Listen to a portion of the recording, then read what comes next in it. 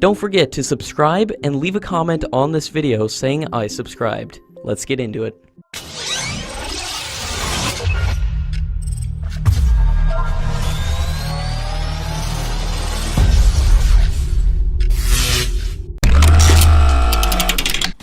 The Tejas MK2 variant was planned to be an extended Mk1 airframe, with additional capabilities in terms of power and avionics, but now India is working on a completely new concept.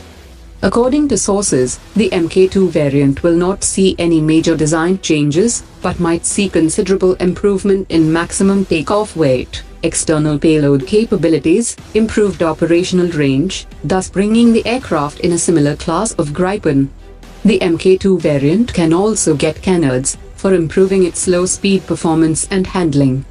The final design of the Mk2 variant will be out by end of 2018, and any design changes will be confirmed in Aero India 2019.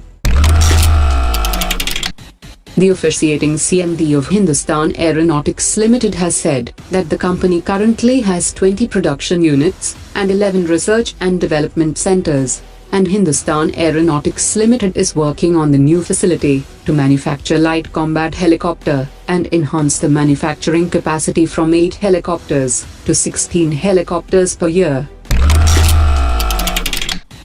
The Ordnance Factory Board has successfully developed the prototype of a modified protected vehicle, but its final testing is delayed due to absence of few required components.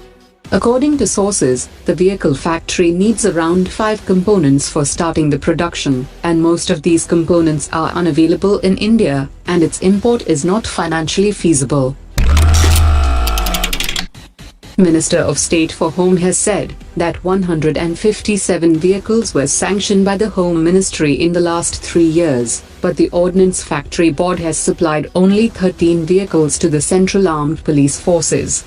The Home Ministry has requested the Ordnance Factory Board to expedite the supply of the vehicles. The Indian Army needs approximately 8 lakh rifles, out of which 72,000 will be immediately purchased through a global tender. Of the remaining 7.3 lakh rifles, 75% of the requirement will be done by a request for proposal process from the global manufacturers, while the Ordnance Factory Board will manufacture the remaining 25%.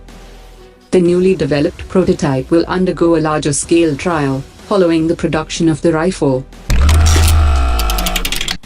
Ajit Doval, the National Security Advisor of India, has left for a 2-day official visit to Washington to meet his U.S. counterpart Herbert Raymond McMaster, U.S. Secretary of State Mike Pompeo, and CIA Director Gina Haspel, as part of India's ongoing effort to cement military security ties with the Trump administration.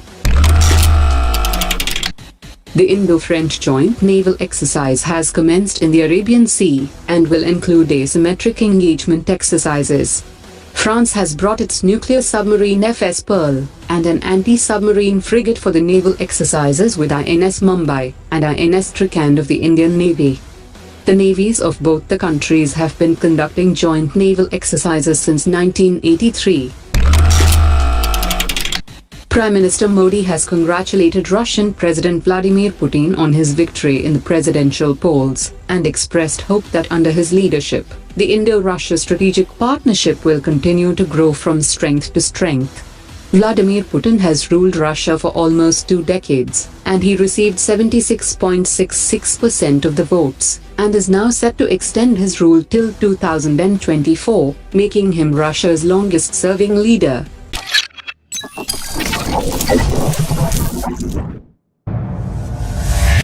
Omar dropped it.